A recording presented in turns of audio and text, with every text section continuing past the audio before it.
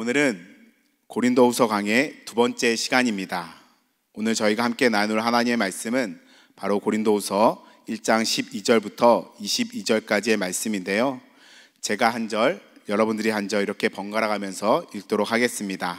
그리고 맨 마지막 절인 22절은 다 같이 함께 읽도록 하겠습니다. 그럼 제가 먼저 읽겠습니다. 우리의 자랑거리는 우리의 양심이 또한 증언하는 것이기도 합니다. 그것은 곧 우리가 세상에서 처신할 때에, 특히 여러분을 상대로 처신할 때에 하나님께서 주신 순박함과 진실함으로 행하고 세상의 지혜로 행하지 않고 하나님의 은혜로 행하였다는 사실입니다. 우리는 지금 여러분이 읽고 이해할 수 있는 것만을 써서 보냅니다. 나는 여러분이 그것을 완전히 이해하기를 바랍니다.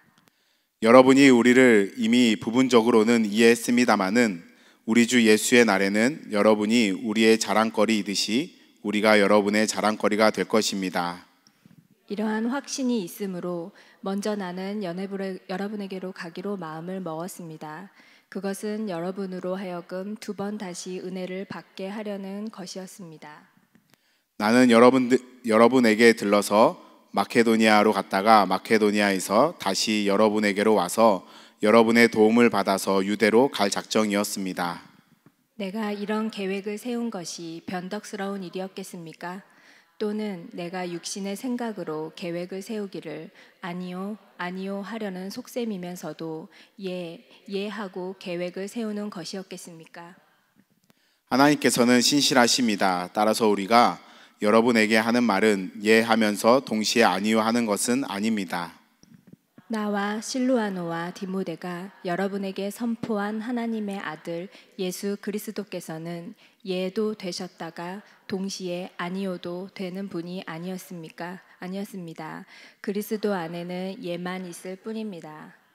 하나님의 모든 약속은 그리스도 안에서 예가 됩니다. 그러므로 그리스도로 말미암아 우리는 아멘 하면서 하나님께 영광을 돌리는 것입니다.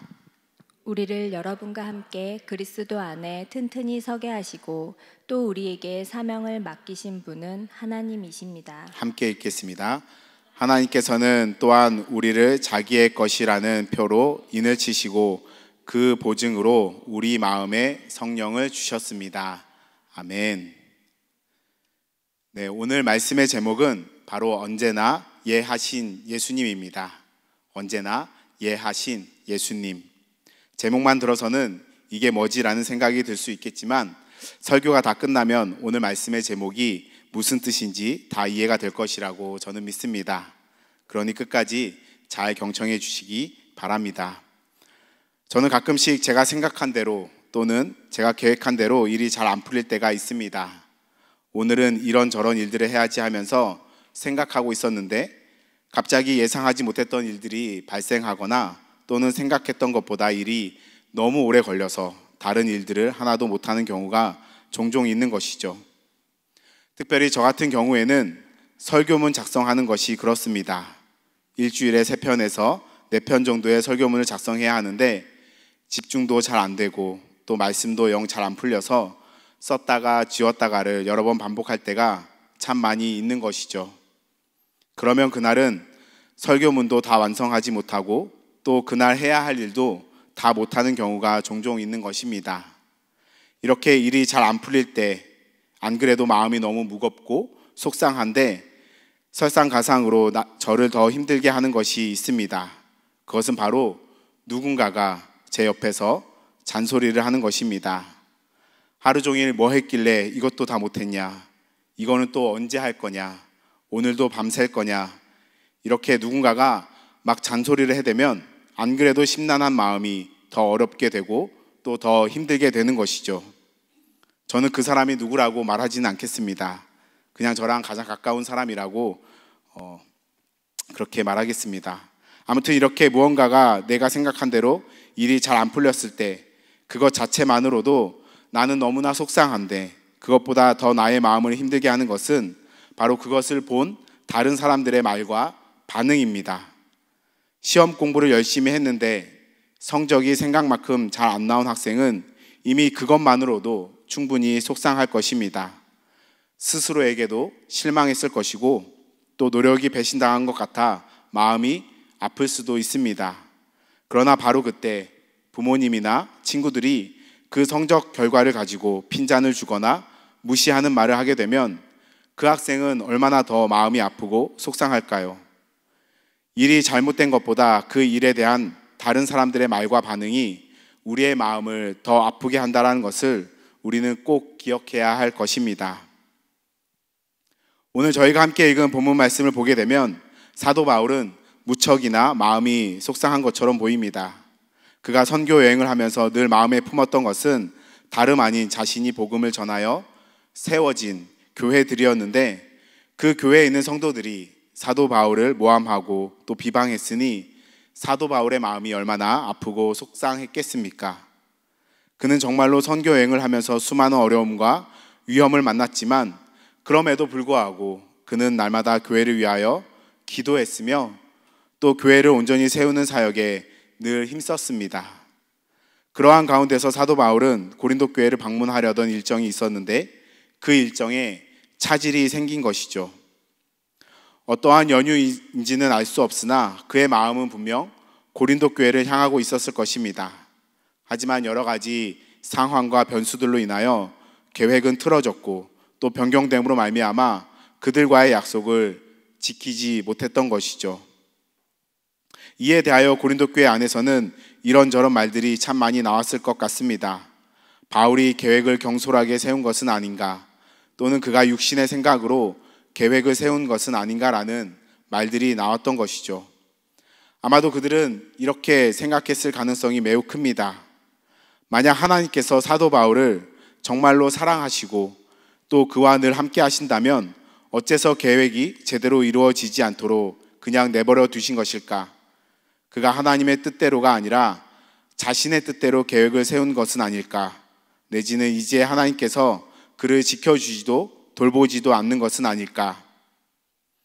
그런데 이러한 고린도 교회 성도들의 반응은 사도 바울에게 있어 매우 큰 충격으로 다가왔습니다.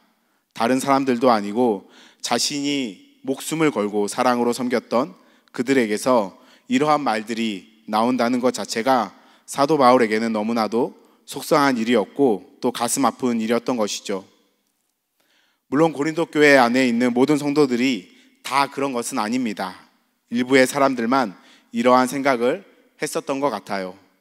그러나 이 사실이 사도 바울에게 있어서는 계획이 틀어진 것 그 자체보다 훨씬 더 실망스러웠을 것입니다. 이런 사도 바울이 이제 고린도 교회 성도들에게 자신의 입장에 대하여 말하고 있습니다. 자신은 결코 경솔하게 행동한 것도 아니고 또 육신의 생각을 따라 결정한 것도 아니었다고 그렇게 강하게 말하고 있는 것이죠. 제가 본문 16절, 17절 말씀을 읽어드리겠습니다. 나는 여러분에게 들러서 마케도니아로 갔다가 마케도니아에서 다시 여러분에게로 와서 여러분의 도움을 받아서 유대로 갈 작정이었습니다. 내가 이런 계획을 세운 것이 변덕스러운 일이었겠습니까? 또는 내가 육신의 생각으로 계획을 세우기를 아니요 하려는 속셈이면서도 예예하고 계획을 세우는 것이겠습니까? 여러분, 사도 바울의 처음 계획은 에베소를 떠나 고린도 교회를 2번 방문하는 것이었습니다. 에베소에서 고린도로, 그리고 고린도에서 마케도니아로, 그리고 마케도니아에서 다시 고린도로, 그리고 고린도에서 다시 유대로 갈 계획이었던 것이죠. 하지만 그의 계획이 틀어진 것입니다. 마케도니아에서 다시 고린도로 와야 했는데 그러지 못했던 것이죠.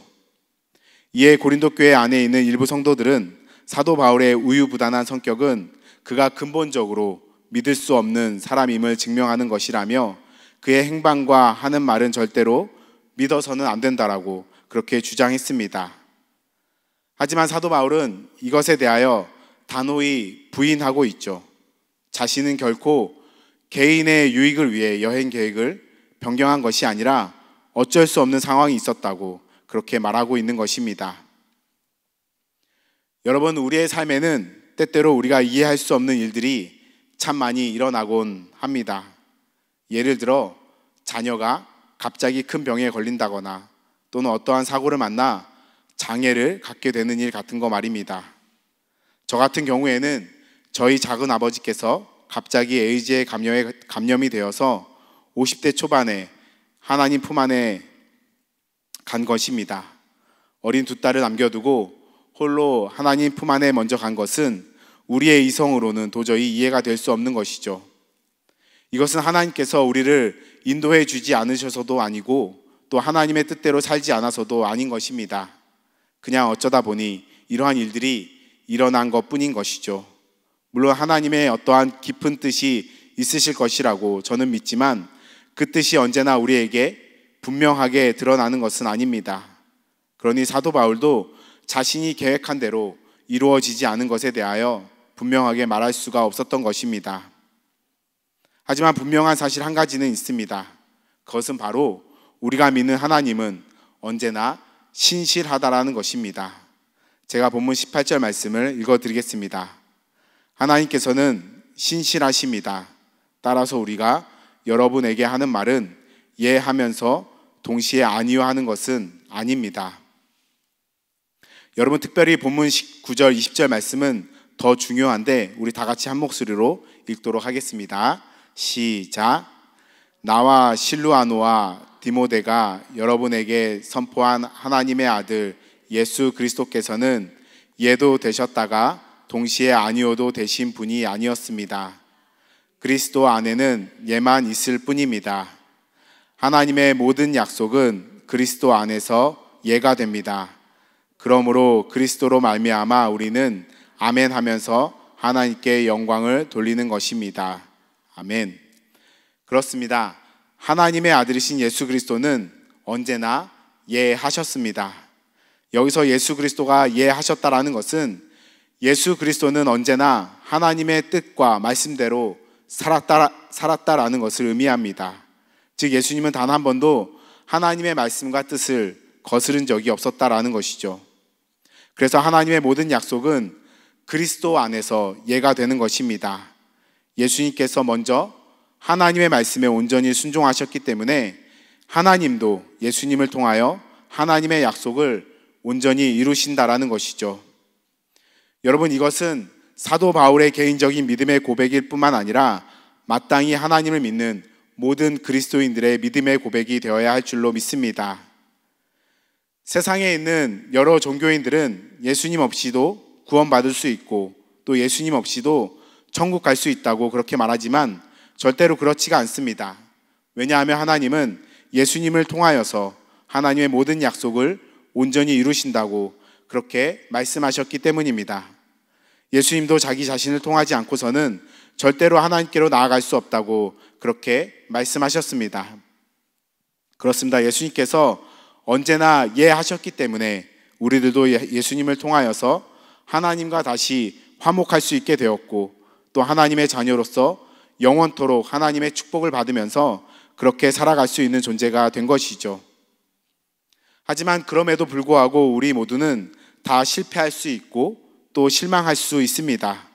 그리고 우리가 계획하고 생각했던 모든 것들이 다 틀어질 수도 있습니다.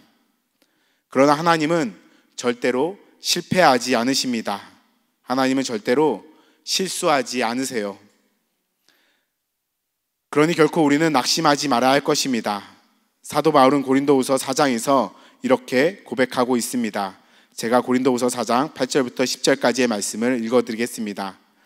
우리는 사방으로 죄어 들어도 움츠러들지 않으며 답답한 일을 당해도 낙심하지 않으며 박해를 당해도 버림받지 않으며 거꾸러뜨림을 당해도 망하지 않습니다. 우리는 언제나 예수의 죽임 당하심을 우리 몸에 짊어지고 다닙니다. 그것은 예수의 생명도 또한 우리 몸에 나타나게 하기 위함입니다. 그렇습니다. 우리의 삶 가운데 어떠한 어려움과 힘든 일들이 찾아온다 할지라도 또 우리가 이해할 수 없고 또 예상하지 못했던 일들이 날마다 찾아온다 할지라도 괜찮은 것은 신실하신 하나님께서 언제나 우리와 함께 하시기 때문입니다. 그 신실하신 하나님께서 예수 그리스도를 통하여 우리를 날마다 붙잡고 계시기 때문에 우리는 어떠한 상황 가운데서도 감사할 수 있고 또 평안할 수 있는 것이죠. 여러분, 저는 하나님께서 언제나 저와 여러분들을 눈동자처럼 지켜주실 뿐만 아니라 날마다 선한 길로 인도하고 계신다는 사실을 전적으로 믿습니다. 왜냐하면 저의 지나온 삶들을 돌아봤을 때에 하나님은 매 순간순간마다 저에게 하나님을 선택할 수 있는 길을 늘 예비해 놓으셨기 때문입니다. 제가 하나님이 아닌 다른 것을 선택하려고 할 때마다 하나님은 언제나 제 곁에 하나님의 사람들과 하나님의 말씀을 놓아두면서 제가 늘 하나님을 선택할 수 있도록 그렇게 이끄셨습니다. 제가 전에 다녔던 교회 목사님과 성도님들 그리고 청년부 형제 자매들의 기도와 사랑이 없었다면 저는 아직도 세상에서 방황하면서 하나님과 전혀 상관없는 인생을 살았을지 모르겠어요. 하지만 하나님은 저를 너무나도 사랑하셨기 때문에 또 제가 다시 하나님 품 안으로 들어오기를 간절히 원하셨기 때문에 하나님은 하나님의 말씀과 하나님의 사람들을 제 옆에 두시면서 저를 계속적으로 부르고 계셨던 것입니다. 여러분, 하나님은 지금도 저와 여러분들을 사용하셔서 믿음이 연약한 자들과 어려움 가운데 처한 자들을 부르고 있다고 저는 믿습니다. 그러므로 다른 사람들의 상황과 환경에 대하여 함부로 말하거나 함부로 반응해서는 안 될 것입니다. 오히려 다른 사람들의 부족한 부분들을 더 채워주려고 하고 더 감싸주려고 해야지 그들을 정죄한다거나 험담해서는 안 되는 것이죠. 여러분 한번 생각해 보십시오. 만약 누군가가 나의 어려움에 대하여, 나의 연약한 부분에 대하여 왈가왈부한다고 한번 생각해 보십시오. 어떻게 그곳에서 예수님의 사랑을 발견할 수 있겠습니까? 어떻게 그곳에서 하나님의 긍휼을 발견할 수 있겠습니까? 고린도후서 8장에 보면 이러한 말씀이 있습니다. 제가 고린도후서 8장 13절에서 15절 말씀을 읽어드리겠습니다. 나는 다른 사람들을 편안하게 하고 그 대신에 여러분을 괴롭게 하려는 것이 아니라 평형을 이루려고 하는 것입니다. 지금 여러분의 넉넉한 살림이 그들의 궁핍을 채워주면 그들의 살림이 넉넉해질 때에 그들이 여러분의 궁핍을 채워줄 수도 있을 것입니다. 이렇게 하여 평형이 이루어지는 것입니다. 이것은 성경에 기록하기를 많이 거둔 사람도 남지 아니하고 적게 거둔 사람도 모자라지 아니하였다 한 것과 같습니다. 여러분, 이 말씀은 1차적으로는 물질에 대한 것이지만 그뿐만 아니라 다른 모든 영역에서도 적용되는 말씀이라고 저는 믿습니다. 우리 사랑믿는 교회는 그리스도 안에서 한 몸이 된 지체들입니다. 예수 그리스도가 하나님의 말씀에 예함으로 말미암아 세워진 생명의 공동체입니다. 그러므로 마땅히 약한 자들을 더욱 귀하게 여기고 또 그들이 온전히 잘 설 수 있도록 늘 기도하면서 관심을 가져주는 우리가 됩시다. 개인적으로 충분하게 가진 것이 있다면 부족한 사람들에게 넉넉하게 나눠주는 우리가 되길 주님의 이름으로 축복합니다. 이것이 바로 예수님의 사랑이고 이것이 바로 교회가 해야 될 사명이라고 저는 믿습니다.